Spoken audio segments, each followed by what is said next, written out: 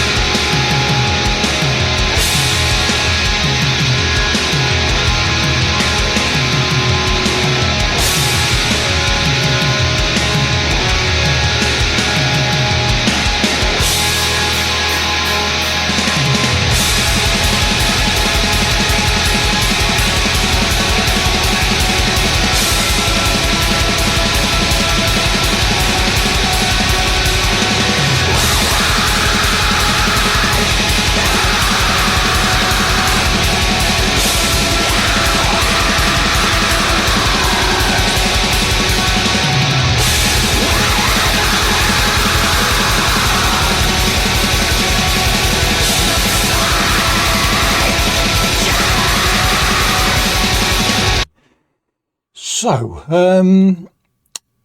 this is according to one of the comments on the Bandcamp page, and I don't purposely read comments, but inevitably your eyes are drawn to them and you do. So, telling me it's just post-black metal, and sometimes I struggle to find the difference, in the same way as when I was younger, punk rock, they tried to split that genre into different descriptions, and to me it was all punk rock. But I do get the subtleties that do make bands post-black metal, but I just don't know why they bother to make the differentiation, to be honest. Anyway, I digress. But so the point I'm trying to make is when I've heard other post-black metal bands, as they describe them, and is it Death Heaven or Death Haven? I can't remember now. Bands like those don't really do anything for me, but this one, for some reason, even for the brief little tickle I've had of each track, has got me in there. I think one of the main things that has made me come back to this to listen to it in greater detail is the colours. There's a vivid palette here that they're drawing upon to paint and to compose, and let's see where it goes. No, not like it. No, I shouldn't have done that again. That's 2 rhymes in less than a few minutes. Stop it.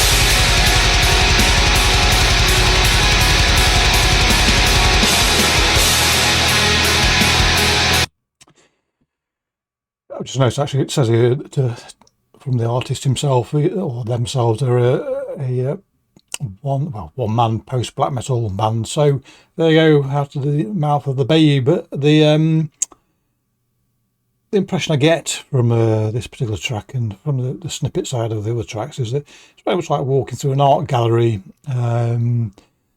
You're being presented here with different pictures to look at, and even if by the same artist, there are subtle differences and points. I probably suppose, I don't know, we'll see, but probably some marked difference between the chapters in this song. But it is, as a consequence, some songs I often say that even the most intense and pummeling of songs I can drift away to, because they have that hypnotic effect, often through repetition.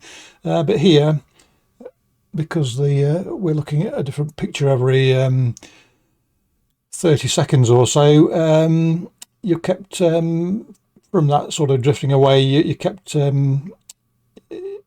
you're observing still. You're not letting yourself go with the music. In that sense, you are intrigued as to what will come next.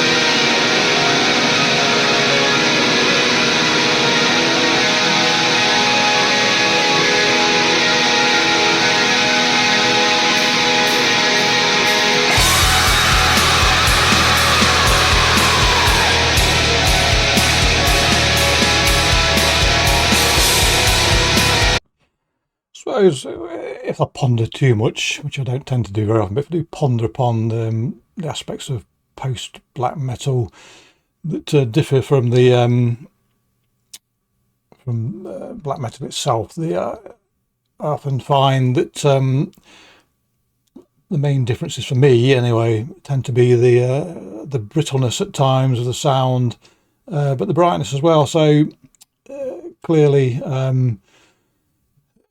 just then there's a shining brightness to sound, but you do get a sense that if you were to give it a swift kick to the shin, it would crack and break. That doesn't mean to say it lacks power, but it is I suppose the tensile. Excuse me, somebody's trying to contact me. The tensile strength of this music works one way, but it is vulnerable in it from another direction, maybe. Anyway, another thing that strikes about this particular artist, from what I've heard so far, is just the sheer creativity of the sound that they make. To talk about creative juices flowing, well, here it's a positive rapids of creative juices, whereas us mere mortals, if you crushed a grape, us being the grape, you get a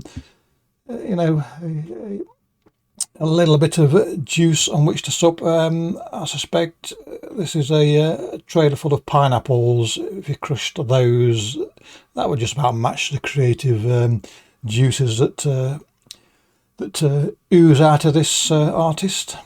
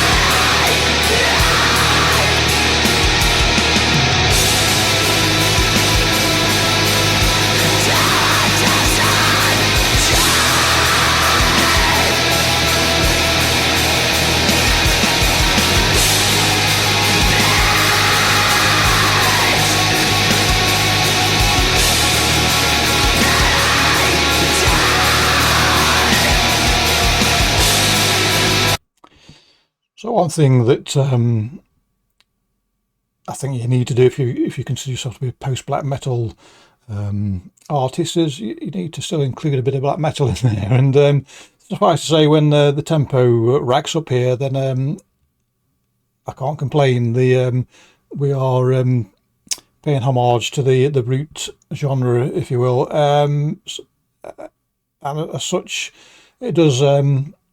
Much as I am engrossed by the swirling sort of eddies of the slower sections. I do appreciate when it all kicks off and we get a rattle on. I had a thought whilst listening to this that is this what the young uns listen to nowadays? And then I thought, don't talk bollocks. It's music, of course, bridges all ages, and when you're on your final lap like me, it's nice to hear what the young uns make, but they don't make it for the young uns, I shouldn't imagine. It's for anybody that appreciates the music. Yes, why on earth I even mentioned that, I don't really know. But suffice to say,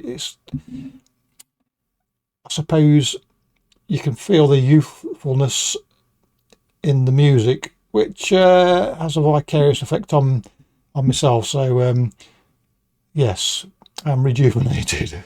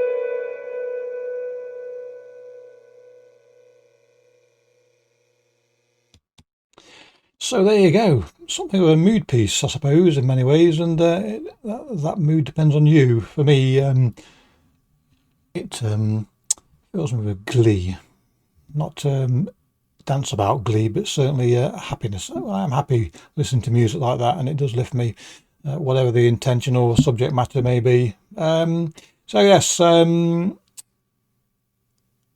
I say, it's nice to listen to something a little bit different from what you normally listen to, variations on a theme or what have you, and it is.